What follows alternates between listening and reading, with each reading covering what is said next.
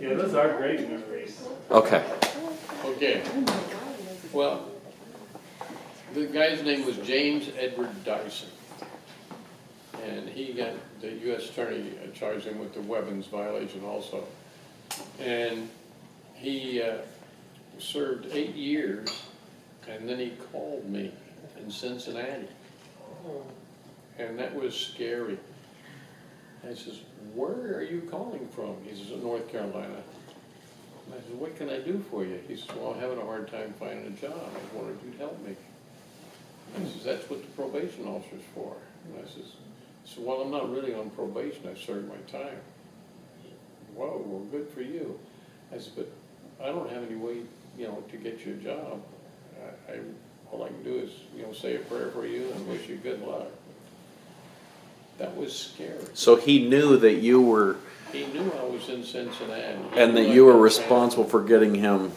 Oh, yeah, he Busted. knew that because when he was busted, I was right there. Okay.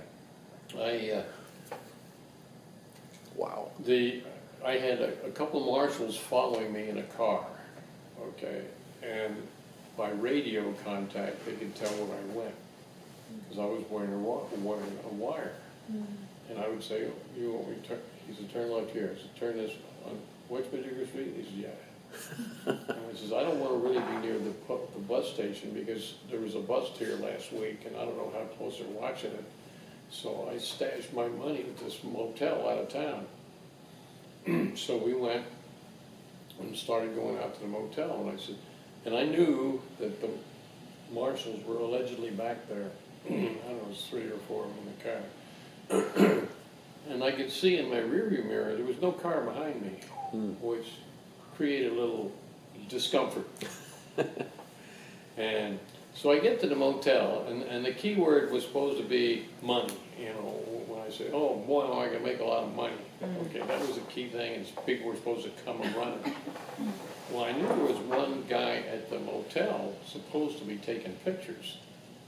And then one of our own crew was there operating a sound thing, because we had a microphone in the motel room. And in the garage, this motel had individual garages right by the rooms. And I says, why don't you back your car into that thing, we'll unload it. And so he did, and opened the trunk, and I said, wow, am I gonna make a lot of money, And nothing happened. Oh, gosh. And I says, hey, why don't you help me unload all this stuff in the room? And he says, okay, so we started. I said, man, I can't think of how much money I'm gonna make. And we got it all in there, and then I wanted to try to negotiate the price with him again. He says, we negotiated the price already, George. That's it. I says, okay, the money's really in my car, let me go get it. I was gonna run. I mean, there's no 2 ways about it. So I started walking out, and in comes screaming this car. And these marshals jump out with their guns in their hands, and he sits there and, with like a deer in the headlights, and finally throws up his hands. And I breathe a sigh of relief. And I got pictures of that. And they Mirandize him and stuff like that, and take his gun, which was in his pocket. And I talked to him and, remind him some of the things that we did. And I don't remember what all we were talking about. But, so he knew who I was at that point in time. I showed him my credentials. And they took him away, took him to jail, put him in the marshal's office in Knoxville, in their jail, and we inventoried all the stuff. I didn't do that. A couple of our agents were there to do that. And he was finally let out on bail, which I was not comfortable with. But, well, I mean, hey, it wasn't a murder charge or anything, so they let him out on bail. And then I think he pled guilty in trial, which is why he got a light sentence. But it's funny, that was a Knoxville, Tennessee judge. I had another judge in Bristol, Tennessee, or actually Greenville, Tennessee, some of the courts were in Bristol because they were doing something to the courthouse, who was, we considered our hanging judge. And of course, a lot of the cases that I developed there went before that judge. And I remember one time, there was a drugstore guy that had sold me some stuff illegally. And during his trial, about 11 of those people knew the druggist. We call him doctor or whatever. And it was 11-1 for acquittal. And they told the judge they had a hung jury. So he said, well, I will call this, trial over, and he'll be retried in Knoxville, Tennessee, because I can't hear it again. And so, interestingly enough, he called me into his chambers after, the trial ended, and he says, hey, young man, how much of a problem is this in my country or my territory? And I said, well, frankly, Your Honor, these guys tell me, he says, the first time you get caught, plead guilty, they'll give you a little fine, you can make it back in a couple of weeks, and you're free to go. There's no required sentencing or sentencing instructions right now for that. And he said, well, young man, you bring it to me and I'll put him away. And he did what he said, because I remember one girl, she was a young, pretty little thing. All she did was get a package out of a cabin for her boss and bring it to her boss. Never opened it, okay? And the package contained the drugs. And of course, that was all in my memo. He sentenced her to 30 days in jail. He says, young lady, I want you to get a taste of this so you don't get in trouble again. Of course, 30 days does not make you a felon. You got to have a year and a day or better. So it was interesting. I remember, we used to have to give these people notice that they violated the law, and I'd meet with them and give them papers and say, you got a hearing at such and such a time and stuff like that. And usually I'd have a TBI, Tennessee Bureau of Investigation agent, go along with me. And I couldn't get one this one day when I'd agreed to meet this guy at a truck stop. And I said, I don't want to blow my chance, I'm going to go meet him anyway. Well, there was several truck stops in a row there that I had gotten a case against. And I went in this one to meet this guy, and all these people were in there. And I'm thinking, oh, George, you blew it. And they said, George, what are we going to get out of this? I said, that's not up to me. It's up to the judge, assuming you're found guilty. I says, I've done my part. They don't need me anymore. I've got all my memos and drugs turned in. And they finally, they talked a little more. And I said, if I don't get back to work, one of you guys is going to call my boss and raise Cain and get me in trouble from loafing here, drinking your coffee, and enjoying the conversation. And then I said, so I'm going to say my goodbyes now. So I left, and it was the longest walk to that car I had taken. I knew I was going to get a bullet in the back, but no, these are Tennessee people, and they do strange things. Like one of my guys was killed, not the guy, one of my arrestees was killed by his girlfriend because he had slept with another woman. And what they do is, if they do something like that, they tell the local sheriff, Cobb County Sheriff, I think it was Cobb County, and there'd be no problem as long as they paid for the burial services. And his job, he made $100,000 a year to report any strange cars in the county. And of course, we used undercover cars, but still, hey, we had this guy to worry about. So, anyway, make an old story short, I had all my, finally finished all my trials. I did all strictly white collar work. I was a supervisor. And the drug part was subsequently turned over to what became DEA, okay? And although I was offered a position in Atlanta, which I would have liked to do, I decided I didn't want to do that kind of work anymore. And so I just did white collar work, inspecting drug firms and supervising guys to inspect drug firms and food firms and stuff like that. So my career was such, I mean, I had a good career. I hired a bunch of guys during project hiring, trained them all, and they wore me out. I'd go on a road trip with a couple of them, and then the next couple wanted to do more than the first couple did. And the next couple, I mean, they were running me to death. I finally called them and I said, you know, you guys, hey, you know, you guys go back and rest. Meanwhile, I'm still out here and doing work. And I got an award for that. I got the, I got transferred to Chicago and became director of investigations. But I got an award for that, the Governor's Award in Ohio, and they awarded it at the state fair.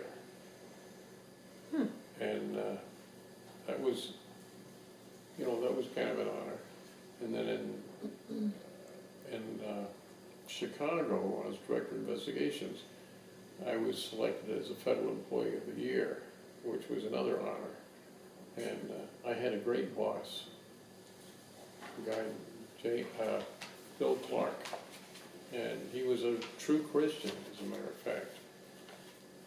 And he did great things for my career. As a matter of fact, he's the one that enabled me to retire early. I retired at 28 and a half years with Food and Drug.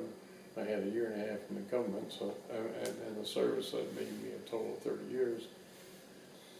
And by abolishing my position, he first made me a assistant or associate regional director, and abolished my position because I told him, I said, hey, I got an inquiry from a firm. And he says, okay, what firm is it? I says, I don't know yet. So I had to call our internal affairs people and say, hey, you know, a firm is offering me a potential position. When I know who it is, I'll let you know. And it turned out to be Kraft Foods, and they wanted me, and I told them, they said, well, don't do any more work with Kraft Foods, and I didn't. And I went to work there as a director of quality and regulatory compliance. And I said, this is a pretty good firm, you know, no problems. And not too long after I started working there for them, they were bought out by Philip Morris. And I said, oh, great. You know, what am I going to do now? So, and it turned out that the guy, Hamish Maxwell and Philip Morris, had a higher penchant for quality than the previous director of Kraft Foods. You know, I mean, and he did a lot for the company. I didn't go completely on state and say I became a senior manager of supplier and co-manufacturer quality, and I did a few things there that got me awards with Kraft. And I loved working for Kraft. I mean, I worked my you-know-what off, but still, I got a lot of travel, a lot of perks and stuff like that, met a lot of people, got a lot of contacts for when I left Kraft. I retired from Kraft after 10 years. I told Jackie I'd get her out of Chicago in 10 years or less. And Jackie and I, by the way, got married in Laguna Beach, California.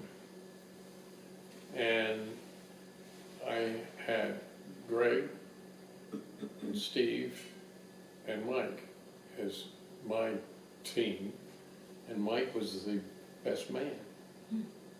Mike was 16 years old. And the guys all took me out for a bachelor party, and there was 4 sons-in-law of Jackie, Greg and Steve. We just ran out of tape. And Mike. I'm kidding. And the waitress carded everybody but Mike. He was 16, but he had long hair, and he did look old. So later he complained that I didn't ask him to cut his hair when he saw one of the photos I says, hey, you know, you were doing everything else right. Why should I worry about the length of your hair, you know? So anyway, It was a mullet. yeah. So he was my best man. Greg and Steve stood up with me. Greg came back from Germany to do that with his wife and a little guy named Parks. And Parks was a good kid, but he gets into mischief, spills wine on a white shirt. And my Aunt Lorene took him up into her room and let him look at the ceremony out a window so it wouldn't be disrupted. So let's talk a little bit about kids and grandkids. How did you find out you were going to be a parent for the first time? Well, Greg told us. I mean a parent, not a grandparent. How did you find out that you were going to have Greg? Oh, I don't think I did that. yeah, well, Joyce, Well, you might have. yeah, Joyce told me, and you know, she had a good doctor, and we were very satisfied with the doctor. And then one day, you know, she wasn't feeling too good. I was scheduled to go play golf on a Saturday, and I said, well, I'll be back in a couple hours or so. And I left to play golf, and there was about 17 balls on the tee in front of us. I said, you know, she's not feeling good, I'm going home.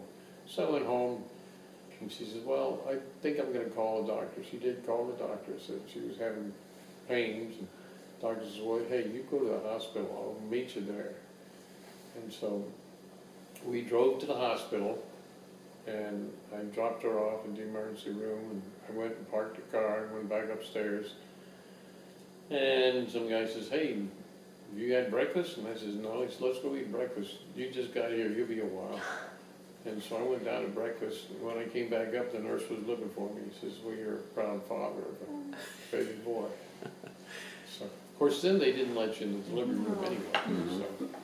And then Steve, again, I was told by Joyce that she was pregnant again. And I let her pick out names. On Steve, I picked out my middle name. On Greg, we picked out her father's name, Parks. I don't know where we got Greg from. I know Pope Gregory? I know you weren't there. It must have been a good name, I know that. But anyway, on Steve, she called the doctor and told him, no, she went to the doctor, said she wasn't feeling good. Doctor said, well, you better go to the hospital, and I'll meet you there. And I was there, and I said, hey, we'll go by and get her bag first. He said, no, you go straight to the hospital. So, well, I did. I drove straight to the hospital, dropped her off at emergency, went to park the car, got upstairs and found out I had a baby. Mm. I wasn't even up there. Mm. And Mike, due to her history of rapid response, they decided that she would be induced. And so they did induce her. And we had a girl's name. I had a girl's name picked out for Mike. I was going to name her Pamela Ann Masters, and her initials would be Pam. I thought that was really cute. And then he betrayed me by becoming a boy. Didn't you have that in the queue for all three of us? Well, probably in the back of my mind, but I don't remember discussing it that much with Joyce. But Mike was born actually in Chicago, or actually in Winfield, Illinois. So, and Mike was kind of a surprise. I mean, it's a 14-year gap between he and Mike, okay? And I know what caused it. We got rid of the last... So do I. We all kind of know that, but we won't get into that for this video. That's surprised you. The reason is we gave away the last piece of baby furniture. Oh, yeah, that's If you give away that last piece, you're doomed.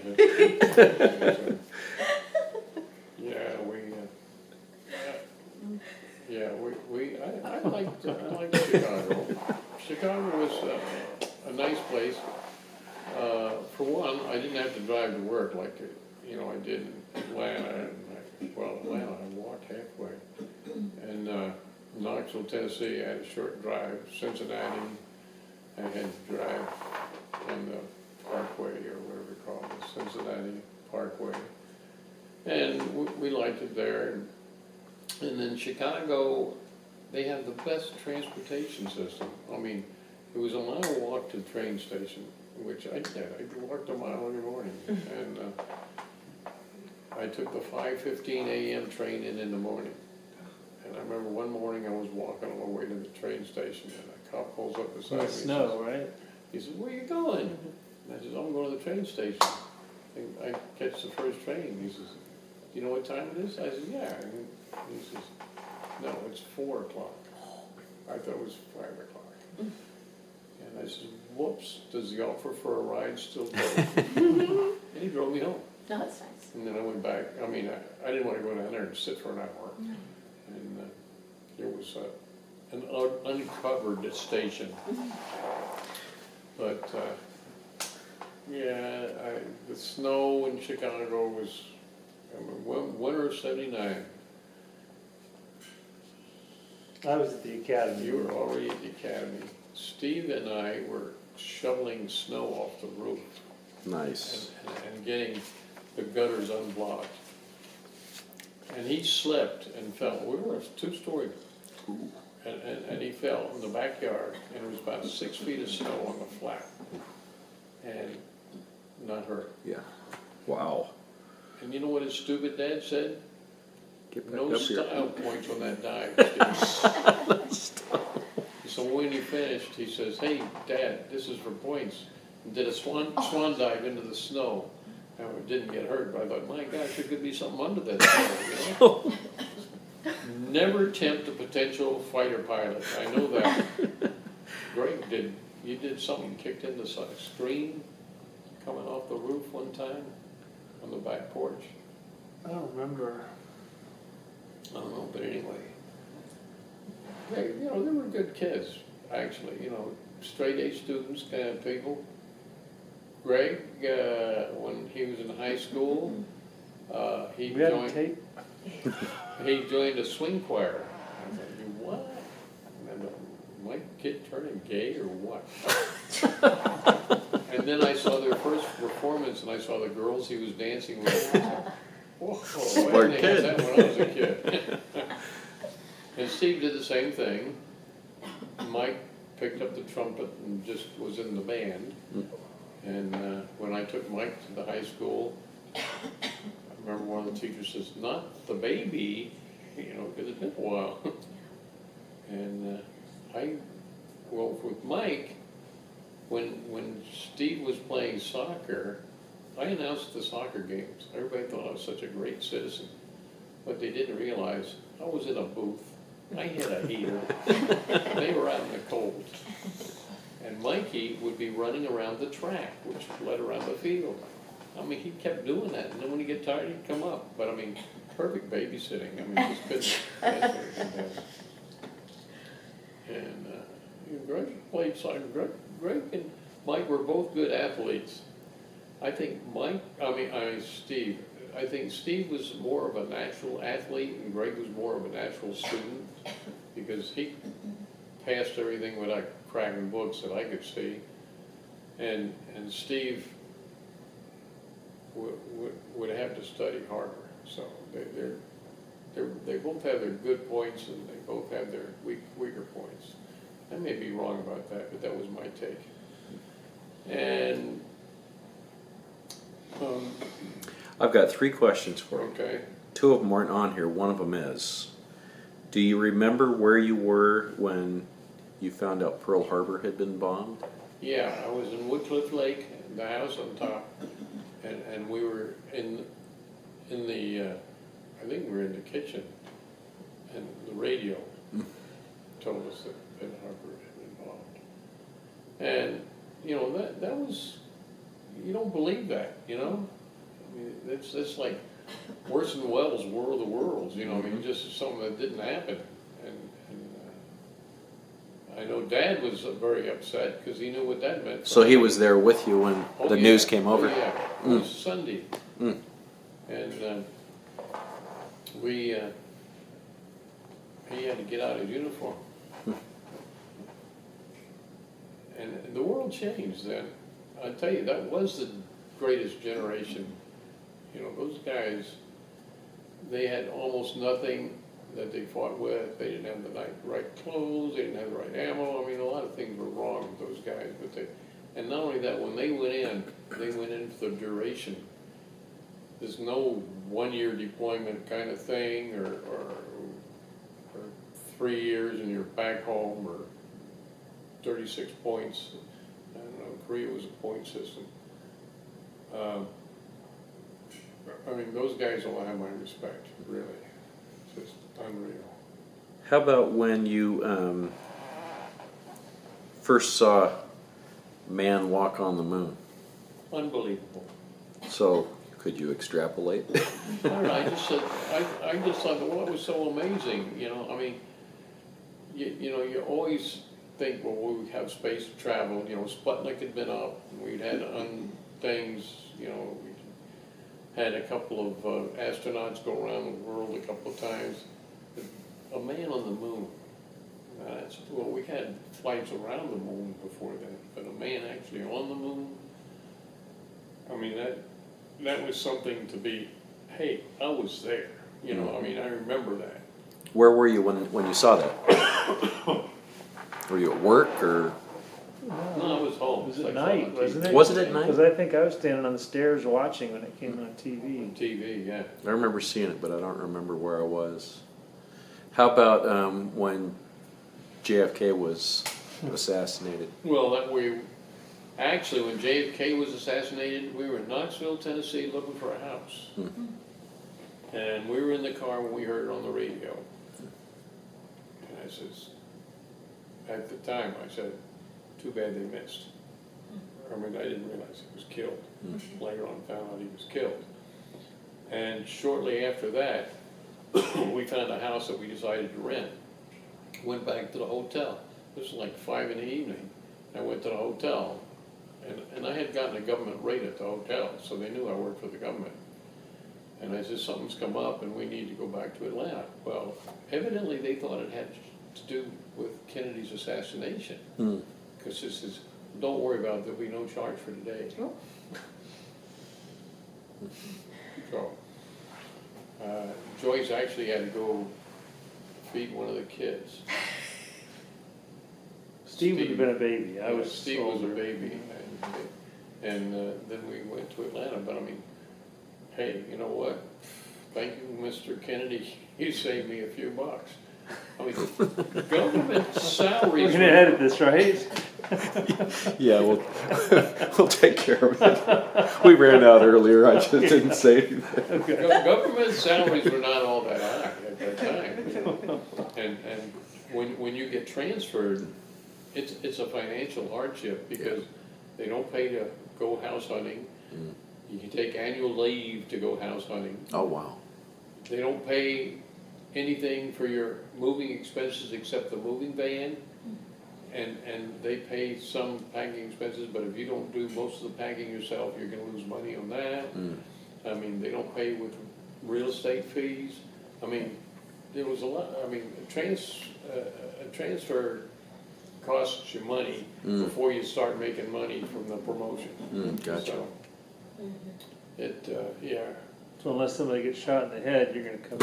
Unless a president gets assassinated, it's a bad deal. Okay, and on that happy note, we have wrapped with this. Thank goodness. Yeah, I hope no one sees We this. start sucking out